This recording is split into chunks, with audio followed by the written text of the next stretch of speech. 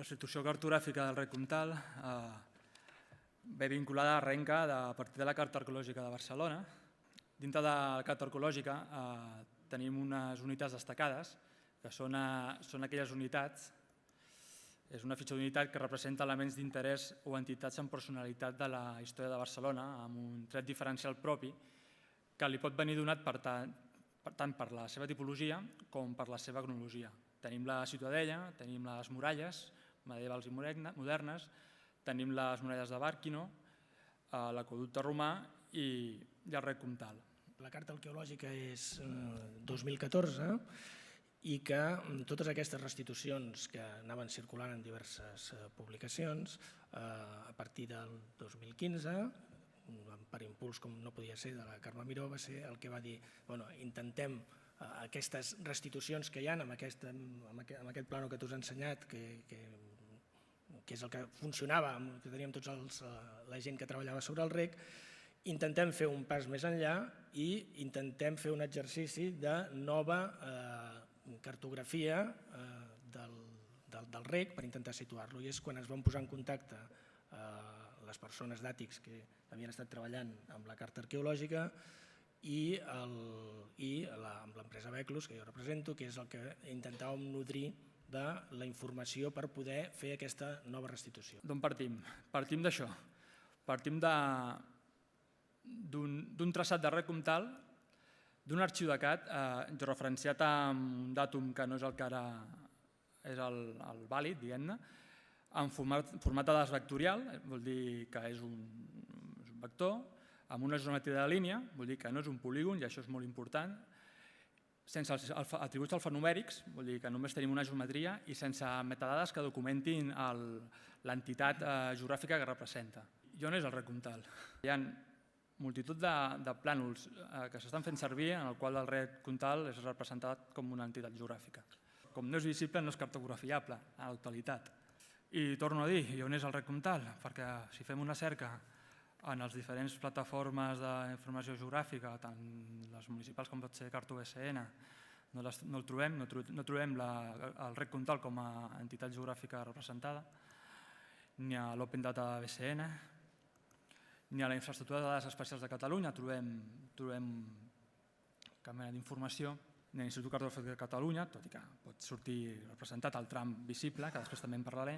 Sabíem per on anava passant el rec i sí que tenim el rec tangible a la zona de Vallbona, del barri de Vallbona, o amb les restes, per exemple, musealitzades aquí mateix, aquí al costat. Per tant, aquestes sí que són els dos únics punts visibles en els quals ja es podia començar a georreferenciar. Però, evidentment, són dos parts molt parcials, molt distants, i calia, a través de diferents fonts, intentar fer tota la reconstrucció possible. Com? Cerca d'informació cartogràfica. Quina informació cartogràfica?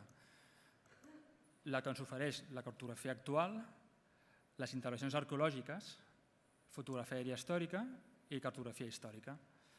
Cartografia actual, els avantatges, això, a escales molt grans, de 251.000, competència tècnica d'execució, és a dir, que són plànols excel·lents, és un producte digital i quan dic digital vol dir que ja està georreferenciat i té uns estàndards de qualitat òptims i facilitant la seva total integració a un SIC, a un sistema d'informació geogràfica. I intervencions arqueològiques, ja ho hem vist aquest matí en diverses de les comunicacions.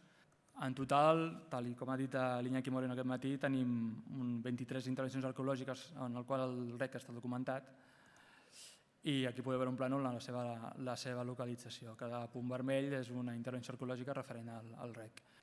Aquí tenim la planta arqueològica de l'aixecament topogràfic del Rec Comtal i això és molt important perquè això ens serveix de font per la restitució del Rec Comtal a partir de fonts arqueològiques.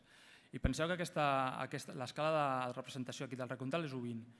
Vull dir, no és una sèrie topogràfica, el dibuix arqueològic és U20. Vull dir que el nivell de detall, el nivell de fidelitat i de localització és molt alt. Llavors això, intervencions arqueològiques a escales molt grans, des de U20, competència tècnica, igual, és un producte digital, normalment georreferenciat i també senzilla integració en un sistema d'informació geogràfica. Ens interessa molt saber si hi haurà una afectació en el rec abans de poder aixecar un paviment. Vull dir, si tenim una línia, quan anem a unes escales grans com a U20, aquella línia ja no sabem per on... No ens diu exactament per on passa ben bé el rec Comtal, quina afectació podrà tenir. Si tenim un polígon i tenim representat a una escala gran, tenim la certesa, o ens aproximem molt més d'allà on pot, a l'hora de poder aixecar un paviment o de fer una integració arqueològica, pot haver-hi una afectació en el rec Comtal. Una altra font cartogràfica, més aviat seria fotografia aèria, és els vols americans de la sèrie A i el de la sèrie B, que la font és l'Institut Cartogràfic i Geològic de Catalunya. I si anem a buscar l'exactitud poligonal, aquí ens fa difícil, però sí que ens serveix per allà on no tenim font cartogràfica a nivell topogràfic, per entendre'ns, saber per on passava el rec. O per modificacions que s'han anat fent en aquests anys que ja estem després de la guerra i que hi ha hagut desviacions parcials que ja a vegades no han deixat rastre documental, o a vegades sí, i la fotografia aèria permet veure diversos traçats. Les primeres representacions planimètriques que tenim de la ciutat no van més enrere de finals del segle XVII, que no l'he posat aquí, o començaments del XVIII. I en qualsevol cas són representacions on relativament poc fiables en molts dels aspectes. Fixeu-vos, per exemple, en aquesta primera que teniu a l'esquerra, on l'interior de la ciutat no es dibuixa, on el perímetre de muralles és el que es considera més interessant i on el traçat del rec Comtal és una línia més o menys sinuosa, que sí que les grans corbes que feia te les dibuixen, però en qualsevol cas aquestes primeres representacions gràfiques no poden ser l'eina on es pugui restituir aquest traçat, que és el que es pretén. A partir del 1714 o 1716, amb la construcció de la Ciutadella, on s'ha de desviar el traçat de l'antic rec i crear el nou que passarà pel carrer del rec que tenim aquí a la Ribera. Aquests plànols ja tenen un detall i una voluntat de representació que sí que ja serveixen molt més a l'objectiu d'integrar-los a les digitalitzacions. Alguns d'aquests plànols, encara que abastessin més territori, igualment són força fidels. Aquí, aquest és un plànol 1760 i l'avantatge que tenen aquests plànols, o l'origen d'aquests plànols, és sempre militar. I per tant, el paper que tenien aquí els enginyers militars en l'elaboració d'aquesta cartografia és destacable. Una de les petites joies que han treballat des de l'Institut Cartogràfic després de la seva troballa als arxius de la defensa francesa és aquest plànol, de fet són diversos fulls d'un plànol, aixecat pels enginyers militars francesos vinguts aquí a Barcelona amb els 100.000 fills de Sant Lluís, entre l'any 1823 i 1827. També ha sortit, i n'ha parlat el Carles ara fa poc, és una col·lecció de plànols del 1836, que com bé has detallat tu, el que feien era resseguir tot el rec, el dibuixaven també totes les parcel·les, totes les construccions que hi havia i tots els camps que anaven regant les diverses fibles que sortien del rec. També d'inicis del XIX, a vegades amb planimetries molt més parcials, aquest és just, a més la llegenda del plànol t'està especificant on havien fet les mines de captació, en els anys que els havien fet, qui les havien custodiat, aquella placa que hem vist a la primera comunicació, aquella pedra on hi havia la llegenda, t'ho especifiquen aquí una mica i és l'inici de l'arrencada del rec. Aquesta selecció de plànols s'ha intentat fer el més exhaustiva possible i amb els arxius diversos que hi haguessin, tant de l'arxiu de Sant Andreu, l'arxiu de Sant Martí, la Corona d'Aragó, l'arxiu històric municipal, l'arxiu contemporani i en alguns casos, que ens reservem per final, també amb d'altres fonts. En el cas de Barcelona, els quarterons de Guerrero, que estan a escala 1:250, serà que és? 500 o 250.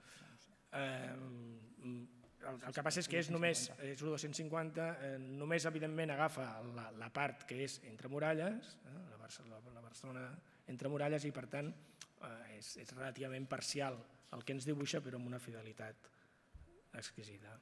Avançant amb el temps, tenim, per exemple, aquest és el conegut plano topogràfic del Cerdà, 1855, on també dibuixa el rec, l'escala permet que sigui només una línia, però ja et marca totes les corbes de nivell i en alguns casos que s'han vist modificacions posteriors serveix també per intentar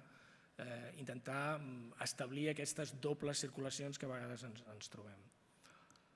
Menys coneguts del Cerdà són els planos que se'n diuen els particularis. Per establir conflictes i per veure com es podien repartir les parcel·les dins de les noves illes urbanitzables, que algunes de les quals no s'urbanitzen fins 100 o més anys després, Cerdà va dibuixar una sèrie de planos a demanda, per dir-ho així. No és que tot el pla de Barcelona estigui dibuixat en aquesta escala i en aquest detall, sinó quan hi havia algun conflicte o algun propietari que ho demanaven, dibuixava aquests. I en aquest cas trobem representat un tros del rec. D'altres plànols també de control econòmic, que són els que a vegades són els que acaben sent més fidels, és aquest plànol interessant del 1871 del Pedro Moreno, que es troba a l'Arxiu de Sant Martí i que era el plànol que acompanyava l'amillerament. Avancem més amb el temps, els plànols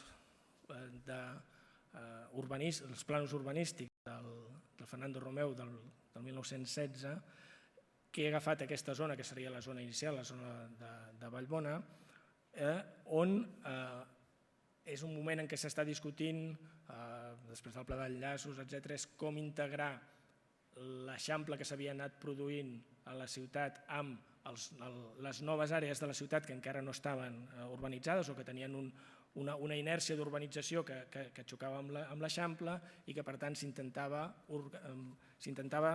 posar aquest pla d'adequació de l'eixample. I els treballs previs són d'una qualitat extrema. Però arribem a un del que és el que serà una base fonamental en aquest treball, que són els plànols que realitza Vicenç Martorell a partir del 1925, que es crea l'oficina del Pla de la Ciutat, però que són d'alguna manera ja hereus de la seva brigada topogràfica de l'exèrcit i que són, de fet, fins que no es va fer la cartografia actual de la ciutat de Barcelona, sempre ha anat tirant dels plànols Martorell i anar-los rectificant. El que passa és que estem ja en una cronologia en la qual, primer, que el rec ja ha anat desapareixent, ja s'ha anat desapareixent dins de l'urbanització de la ciutat. Jo buscava aquestes coses, ho discutíem i ho passàvem a aquest senyor. I teníem un criteri de selecció. I quina selecció teníem? Quins criteris teníem? Els plànols on el rec estigués cartografiat amb suficient entitat, integritat i precisió, els plànols elaborats amb tècniques suficientment competents, fets per geòmetres, enginyers militars, topògrafs, i els plànols amb les entitats geogràfiques identificables i existents en el present, és a dir, per facilitar els treballs de georreferenciació. Finalment, la cartografia històrica seleccionada, tenim 13 fonts cartogràfiques històriques diferents, 60 fulls en format digital sense georreferenciar, i això ho subratllo, sense georreferenciar. L'abast cronològic abasta del 1718 a 1944 i l'escala més petita és U12.000 i la més gran U250. Més un calaix de sastre. Tots aquests plànols els diem com a calaix de sastre perquè acostumen a ser tots sempre molt més parcials, no és que els despreciem, en qualsevol cas estan aquí per si després s'han de quadrar aspectes que els plànols més generals no surten. Realitzem una segona selecció de les fonts que hem citat i aquesta consisteix en escollir aquells plànols que ens serviran com a base cartogràfica de referència. Que necessitem? Cobertura territorial.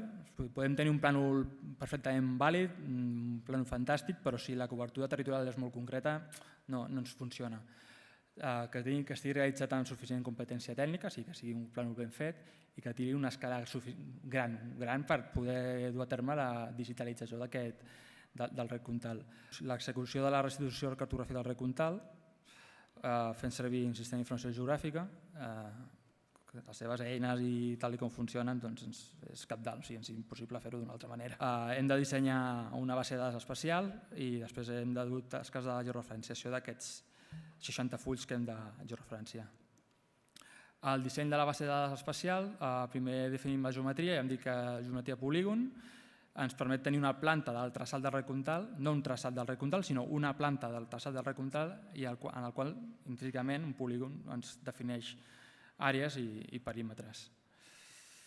Estudiant una mica els plànols que hem seleccionat, sobretot amb Vicenç Martorell, podem definir una mica en mica, a mesura que anàvem dibuixant, els casos que trobàvem. També tenim un altre atribut, que és l'estat. Després tenim atribut font, és a dir, definim la font cartogràfica al detall. I la font 2 és una generalització d'aquesta font cartogràfica. El tema de georreferenciació, clar, tenim una imatge digital del plànol històric, insisteixo, una imatge digital. No és un plànol, és tal com tinguéssim un full analògic, però en digital. Vull dir, és un plànol que no ens val per res si no està georreferenciat. I aquí tenim els plànols Martorell, els que hem seleccionat, tots georreferenciats. Això ha sigut una feina bastant gran perquè ja veieu que hi ha molts plànols. Però clar, és que era cabdal perquè és la base de referència per poder dur a terme l'objectiu de la restitució. Aquí l'execució és, el que estava dient, les cares de referència són 500, que és el que ens dona el plànol Martorell. Resultats, restitució cartogràfica del rec Comtal. Tenim la integració al SIC, tenim un repositori i tenim penjat a l'Open Data de l'Ajuntament de Barcelona. Està documentat, diem les fonts, on hem tret tota la informació, tenim metadades, tenim la geometria poligonal i tenim tot el recull cartogràfic del treball que hem realitzat. Aquí una mica d'estadística, una mica d'on hem tret, perquè veieu gràficament la font cartogràfica. Plànol topogràfic Barcelona 1925-44, és on hem tret la major part de la informació, de la restitució. Aquí tenim l'ocupació, 33.420 metres quadrats. Projecció, això no ho he dit, però a vegades no tenim fonts cartogràfiques fiables i el que fem és projectar unir punts, allà on tenim el coneixement i fins al següent punt on tenim coneixement del rec Comtal. Cartografia general prèvia al segle XX és una mica un calaix de sastre aquest que no definim en concret. De Pedro Moreno, el Tomàs Soler i Ferrer, intervencions arqueològiques, que Déu-n'hi-do, 3.672 metres quadrats. Ho podem dir a les superfícies perquè tenim el polígon. En Garriga i Roca, el topogràfic 500 actual, cartografia aèria, i aquí una mica el gruix del resultat. Ara que amb aquesta eina ja hem fet finca per finca, per on suposem que passa el rec, qualsevol estudi o intervenció arqueològica que se'n faci ha d'anar alimentant de documentació el coneixement més ampli sobre el rec. I aquí ho deixem.